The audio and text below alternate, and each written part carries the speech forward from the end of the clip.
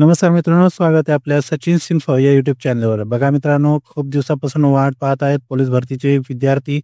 त्यांच्यासाठी महाराष्ट्र पोलीस भरती 2025 ची ॲड आलेली आहे. जवळपास 15,000 पेक्षा 15,500 पेक्षा जास्त जागांसाठी ॲड आलेली आहे. आज आपण याच ॲडबद्दल जाणून घेणार आहोत. बघूया. त्याच्यामध्ये बघा 4 प्रकारचे विविध पद आहेत, जसे की पोलीस कॉन्स्टेबल जागा आहेत 12,624, पोलीस शिपाई वाहन चालक म्हणजे ड्रायव्हर 515, SRPF 1,566, बँड्समन 113, कारागृह पोलीस म्हणजे प्रिझनर कॉन्स्टेबल 554. अशा टोटल काउंट केल्या तर 15,300 प्लस या जागांसाठी मोठी भरती निघाली आहे. भरपूर पोलीस भरती करणारे विद्यार्थी आहे, यांच्यासाठी खूप मोठी आनंदाची बातमी. खूप दिवसापासून ट्राय करत होते आणि आता त्यांच्यासाठी खूप मोठी बाब आहे.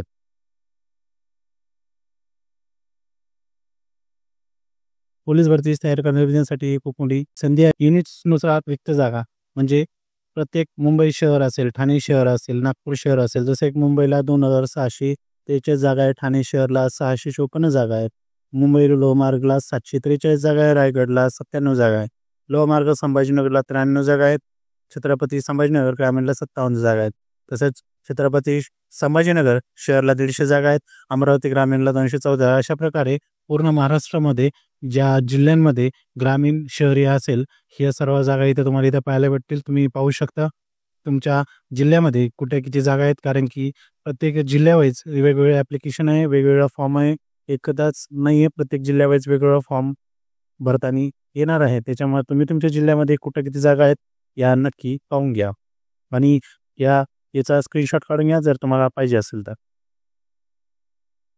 बघा, SRPFचा विचार केला तर पुणे SRPF 1 73 जागा आहे, पुणे SRPF 2 120 जागा आहे, नागपूर SRPF 4 52 जागा आहे, दौंड SRPF 5 104 जागा आहे, धुळे SRPF 6 71 जागा आहे, दौंड SRPF 7 165 जागा आहे. बघा मित्रांनो, इथे दौंड 2दा झाले, दौंड 5 दौंड 7. ह्या लक्षात घ्या. गडचिरोली SRPF 13 85 जागा आहे, गोंदिया SRPF 15 171 जागा आहे, कोल्हापूर SRPF 16 31 जागा आहे. अशा प्रकारे SRPFच्या पोस्ट आहेत. बघा, शैक्षणिक पात्रता जर पाहिली तर पोलीस कॉन्स्टेबल, ड्रायव्हर, SRPF आणि प्रिझनर कॉन्स्टेबल म्हणजे कारागृह शिपाई यांच्यासाठी फक्त 12वी उत्तीर्ण असणं गरजेचं आहे. ते बँड्समन आहे, त्यांना फक्त 10वी पास असणं गरजेचं आहे. शैक्षणिक पात्रतेबरोबर शारीरिक पात्रता बघा काय दिलं. पुरुषांसाठी उंची 165 तर महिलांसाठी 155 एवढी दिलेली आहे.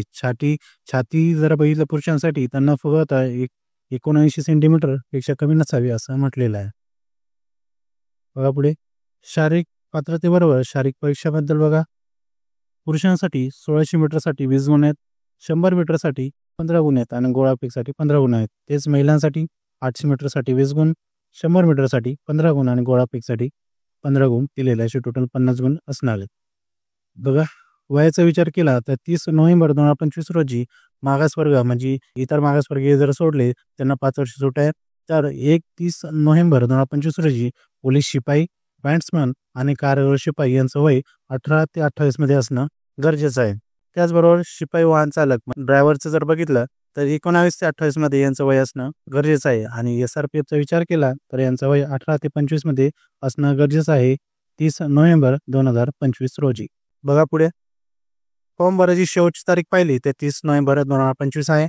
आणि जर फीसचा विचार केला तर खुल्या प्रवर्गासाठी 450 तर इतर प्रवर्गांसाठी 350 रुपये फी ठेवण्यात आलेली आहे.